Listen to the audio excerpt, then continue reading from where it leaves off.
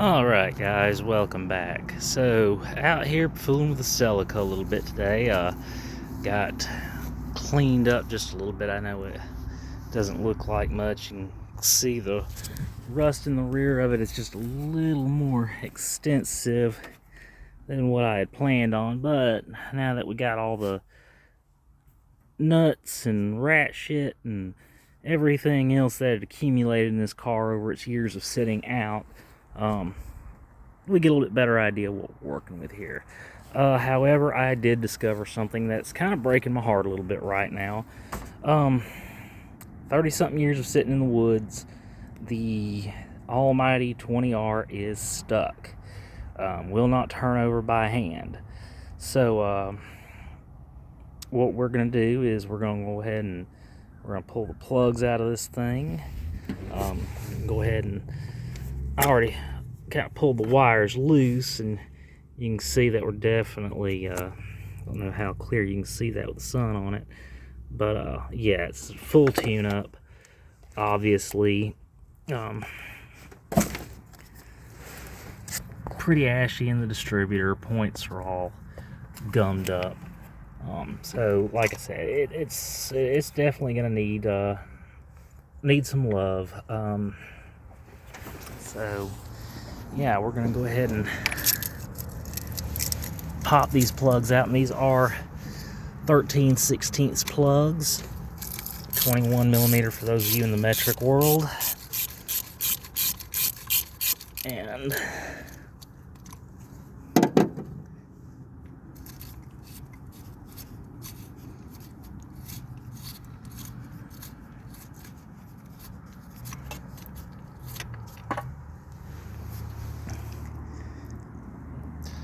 yeah, this thing was apparently, when it laid up, it was running pretty decent. That plug does not look that bad at all.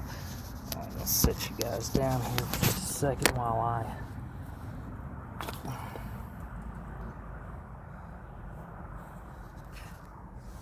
somebody at least took enough care to put a Denso plugs back in it, but we've got NGKs to go back in it, but that's going to be a little bit, so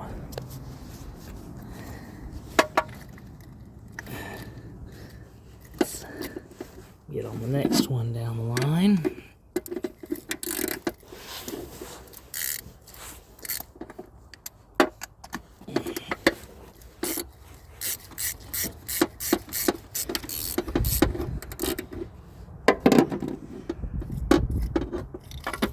Yeah, in fact, that plug was barely even screwed in, tells me that somebody might have made an effort at some time, but it might have been too little too late.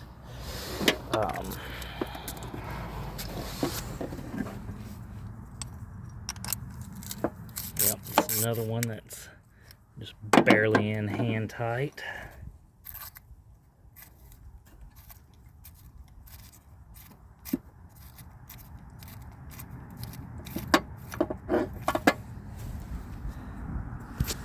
Yep, there is our heartbreaker, cylinder 3, full of nastiness.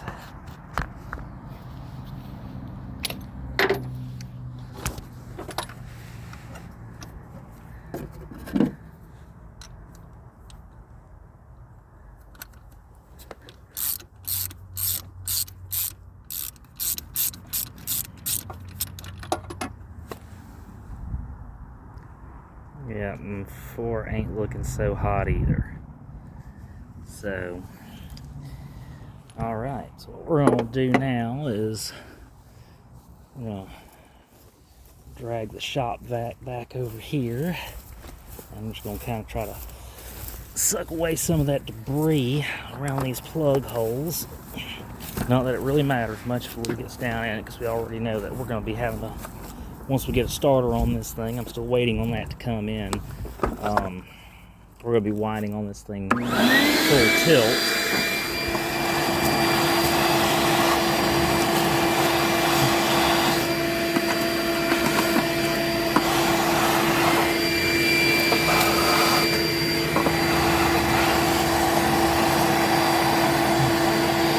Unfortunately, I don't have my smaller wand. That'd be really nice right now, but you know, we get by.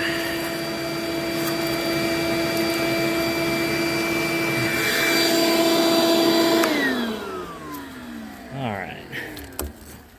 And yeah, just I had kind of suspected something like this might happen. So I got us a little friend here. Marvel Mystery Oil.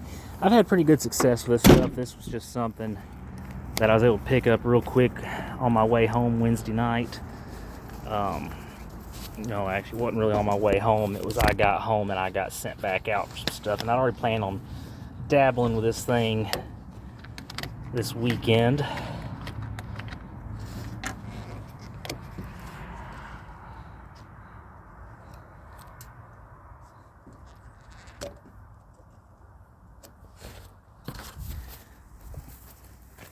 Alright. And y'all don't mind the art. It's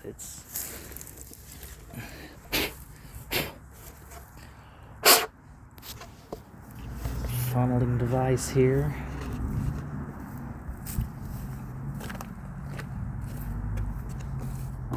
Alright, now since we know that 3 and 4 are our culprits, those are the ones that we are going to go ahead and dose first. I don't want these things full all the way to the brim. I mean, I want them to sit nice and righteous, and whatever we have left over after filling these 2 cylinders, we'll give to the remaining 3, or the remaining 2, excuse me. Still recovering from that food coma. Hope everybody had a happy Thanksgiving.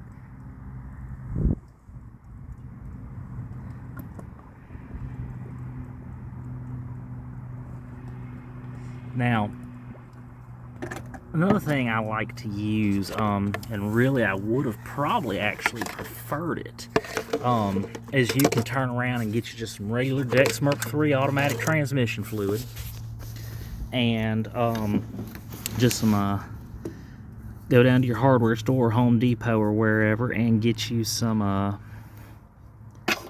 acetone, and you mix those together about half and half and dump that down your cylinders.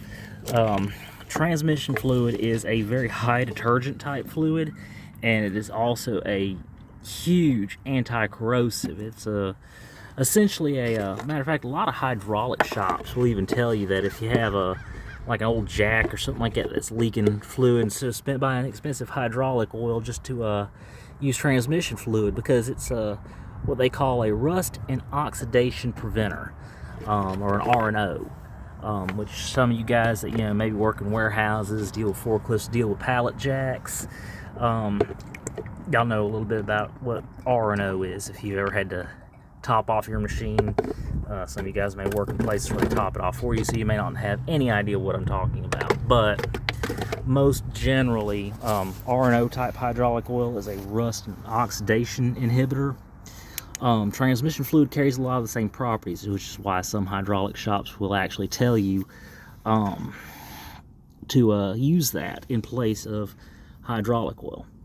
So we've got both of our 3 and 4 nice and full, and all we can do now is play the waiting game. Like I said, in the meantime, like I said, I've kind of vacuumed everything out, got a little bit better overview of a few things. Pulled the lower skid pan off of it. That way we could see our crank pulley and all that and get a bar on it. Which is how we also discovered that she was stuck. So yeah, now it's just playing the waiting game. So I hope everybody had a happy Thanksgiving. In the meantime, we're going to maybe turn around and clean a little more on this. I'm not going to bore y'all with cleaning. If y'all don't know what somebody vacuuming a car looks like, you've been under a rock, and I am so sorry. But otherwise, like I said, when we get ready to get back into some stuff, we will definitely be doing more videos on this, because again, these projects I'm going to be taking you with me step by step on. I will go ahead and kind of tell you what the up and coming video is we're going to be talking about it's going to be kind of a boring video, but I think you'll get some good information out of it, because we're going to be discussing reference material, meaning essentially, you know, what we go by to figure out what the specs are on these things, who's got the better manual, who's got what, and yeah, I hope you guys are tuning in for that one, and follow along for here in a day or two when I try to roll this thing over again. All right, hope everybody had a great Thanksgiving.